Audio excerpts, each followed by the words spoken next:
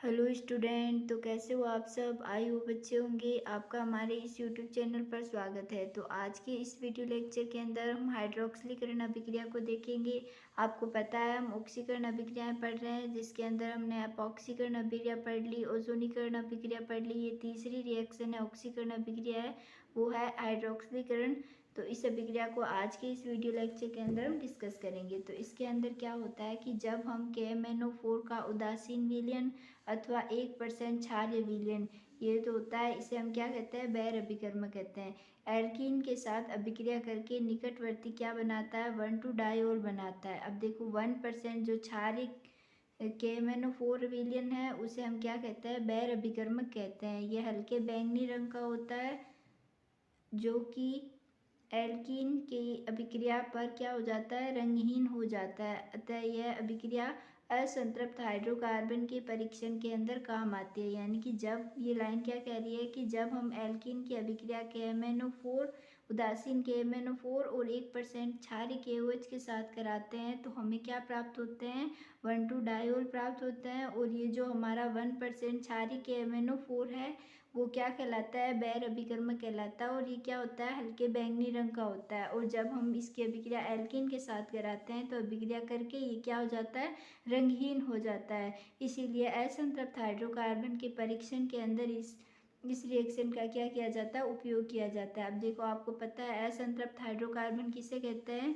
कि वह हाइड्रोकार्बन जिसके अंदर कार्बन व कार्बन के मध्य क्या हो, डबल बॉन्ड या ट्रिपल बॉन्ड हो, वह हाइड्रोकार्बन असंतृप्त हाइड्रोकार्बन कहलाते हैं। और संतृप्त हाइड्रोकार्बन किसे कहते हैं, जिसके अंदर कार्बन व कार्बन के मध्य क्या हो, सिंगल बॉन्ड हो। जैसे हमारी एल्केन है, तो एल्कीन क्या है, संतृप्त हाइड्रोकार्बन है, बल्कि जबकि एल्कीन और जो एल्काइन होती है वो क्या आती है, असंतृप्त हाइड्रोकार्बन होती है। तो असंतृप्त हाइड्रोकार्बन के परीक्षण के अंदर इस अभिक्रिया का उपयोग किया जाता है, जिससे हमें पता चल जाता है कि जो हमारे एल्कीन जो भी हमारा हाइड्रोकार्बन है वो किस प्रकार का हाइड्रोकार्बन है। ठीक है, ये प्रायोगिक रूप पे इस अभिक्रिया का उपयोग किया जाता है। एग्जाम्पल देखो अब इसका, ये हमारा एथीन है, इसकी अभिक्रिया हमने KMnO4 और KOH के साथ कराई, साथ ही साथ इसका क्या कराया, जल अपघटन कराया, तो एथिलीन ग्लाइकोल प्राप्त हुआ। इसे 1,2 डायोल भी कहते हैं। देखो यहाँ मैं आपको बताना भूल गई कि यहाँ जो KMnO4 है जब वो इसके साथ आकर के जुड़ेगा, यानी कि जैसे ही कार्बन का ये डबल बॉन्ड हटेगा तो 2 सिंगल बॉन्ड बनेंगे, और 2 सिंगल बॉन्ड बनते ही ये जो MnO4 है वो इस ग्रुप ये जो MnO4 ग्रुप है वो इस एल्कीन के इन कार्बन पर आकर के जुड़ जाएगा। जैसे इस कार्बन पर आकर के जुड़ेगा फिर अब इसका क्या होगा, जल अपघटन होगा। और जल अपघटन कराएंगे तो हमें जो MnO2 है वो तो निकल जाएगा, और हाइड्रोजन ग्रुप इस ऑक्सीजन पर आकर के क्या हो जाएंगे, जुड़ जाएंगे।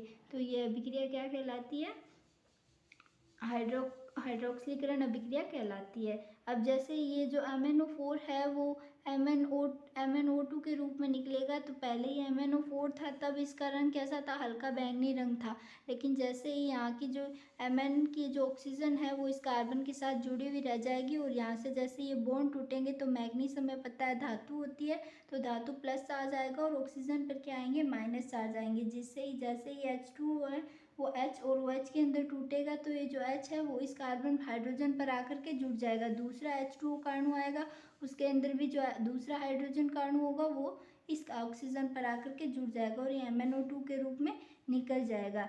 इसीलिए ये जो अभिक्रिया होगी उसके अंदर ये क्या हो जाएगा, रंगहीन, जो प्रोडक्ट होगा वो क्या होगा, रंगहीन होगा।